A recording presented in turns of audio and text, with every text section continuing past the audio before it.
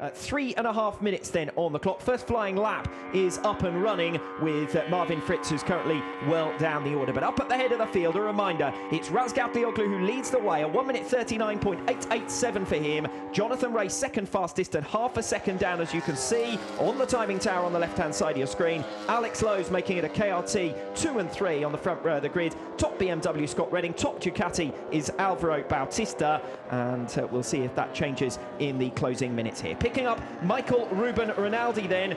Michael Ruben Rinaldi, who's had a best Superpole performance of third in Most, but generally a little bit of a weakness, Superpole performances, and both him and Axel Bassani will want to conquer that in the final rounds of this season, just to consolidate their grip on positions in the championship standings. Rinaldi, remember, 4th, Bassani 6th. Yeah, and that's what the goal has to be for them. Just looking at everyone now starting their final flying laps, the big advantage for Alvaro Bautista is in that final sector. He's about 0.2 of a second faster than Jonathan Rea, 1/10 of a second faster than Razgatlioglu, and a couple of 10ths of a second faster than Lowe's as well. So that's an area of the track where the Ducati's working really well. Top rack and the Yamaha working very well at the start of the lap. That looks like it's Coach Lozano that's gone down. That's going to put out the yellow flags. That looks like it's down at maybe turn 1.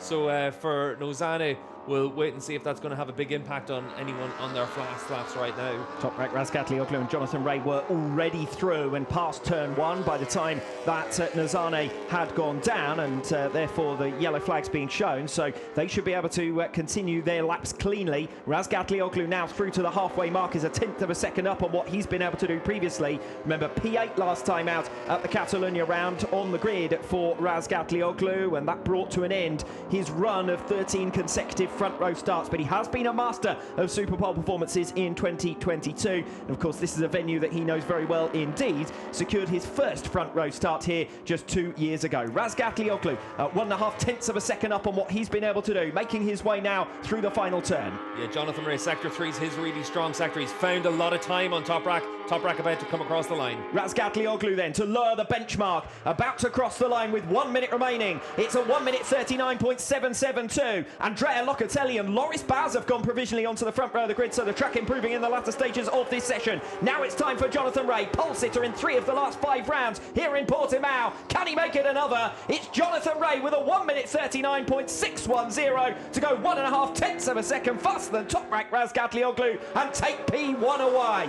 Still challenges coming in from lower down the order. Alvaro Bautista goes up onto the front row of the grid. His best time of the weekend so far in a first sub 1 minute 40 from the Spaniard. He'll be delighted with that if he can hold on to a place on the front row, because Alex Lowe's looks like he might be able to displace him with 25 seconds on the clock. Riders will go for another lap and Lowe's will get round for another one if he needs it, but it's third fastest for Alex Lowe's, and he's looking good for a 4th front row start of 2022. Third place relegates Bautista down to 4th, so it's Rea, Razgatlioglu, Lowe's and Bautista, Locatelli and Bassani rounding out your second row of the grid, and that's good news for Axel Bassani. Yeah, you can see there Jonathan Rea steps up, and that's him done for this session. He's not going to have another fast lap, trying to get out of some riders' way there, but we've got a few riders trying to find something to improve their lap times on these final laps as well, but it's going to be a struggle for them to try and keep something in, and it might be someone like Xavi Vierge trying to break into the top 10. There could be one of the few riders able to make some improvements.